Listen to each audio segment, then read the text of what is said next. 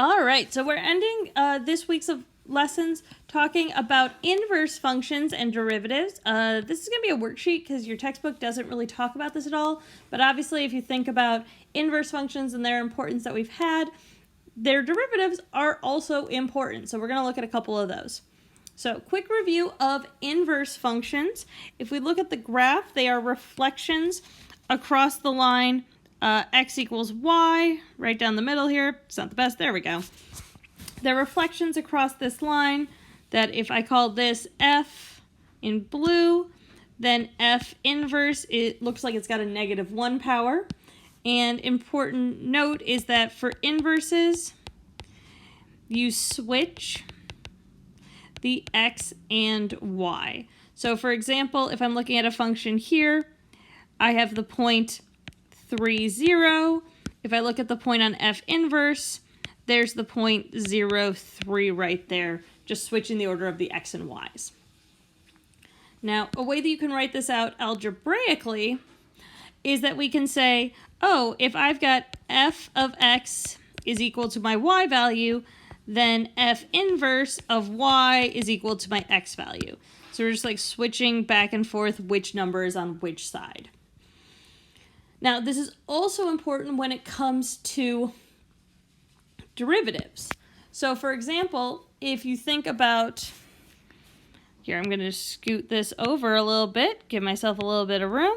If I think about derivatives, f inverse of x is dy dx, then f prime of x is equal to dy dx, f inverse prime of y, right, because these two numbers are switched, same thing here, is equal to dx dy, because again, the x and y are switching.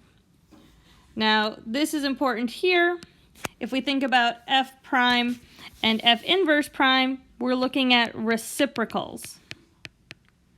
So what that means here, if I'm looking at my graph, let's say that the slope here, f prime is, let's say, up to, over 2 up 3. So f prime of 3 is equal to 3 over 2. Then here, f inverse prime of 0 is equal to 2 over 3. So that's the basic idea there. Now, what you'll often see as problems with inverse functions is that they're not actually going to give you the function. They're just going to give you some information about it, because otherwise you would just find the inverse function, plug in your numbers, and work from there.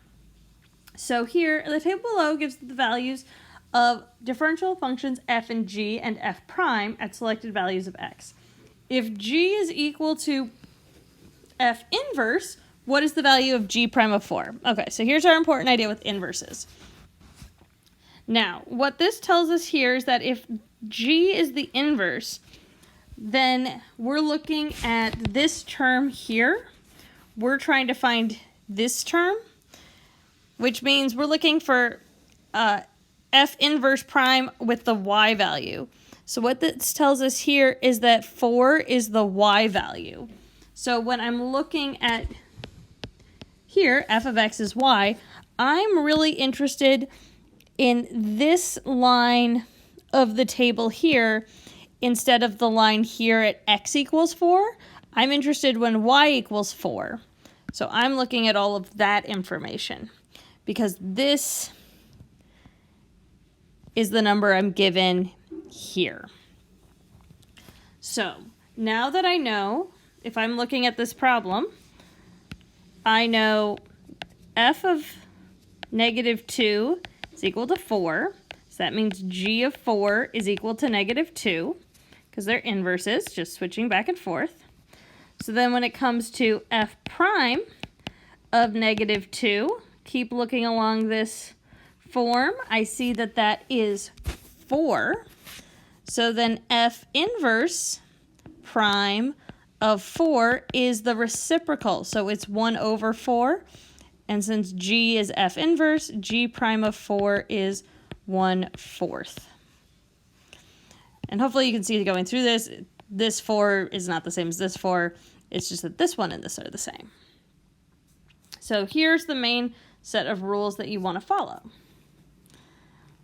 Now here, we're given the actual function. So let f of x equal x to the third plus x if g is equal to f inverse of x and g of 2 equals 1, what is the value of g prime of 2? So again, you could try to find the inverse here, but you can see that with the cube term and the x, it's really hard to do that. If you want to try it algebraically, you absolutely can, but you can use the algebra skills the same way that we just did. So since we know that g of 2 is equal to 1, we can back solve and say that f of 1 is equal to 2, which you could also figure out by plugging in here. Now, therefore, we're interested in f of 1 is equal to the derivative, and then f inverse, which in this case is g prime of 2, which is what we actually want here, is equal to 1 over this number. So we're just looking for the reciprocal. So this is the answer we actually want. In order to find it, I'm going to say, oh, well then f prime of x is equal to 3x squared plus 1 using the function given. So I want to find f prime of 1. So that's going to give us our answer right here, which is 3 times 1 squared plus 1, which equals 3 plus 1, which again equals 4. Obviously not every derivative is equal to 4. We're just having a good time. 4, and so then the reciprocal for g prime of 2 is the reciprocal, so that's again 1/4. Again, this is going to be a worksheet. It's attached to the Google Classroom. The answers are on the second page of the PDF so that you can check your answers there, and the last one is your presentation problem. If you have questions about that or accessing anything, please let me know in the comments, by email, or in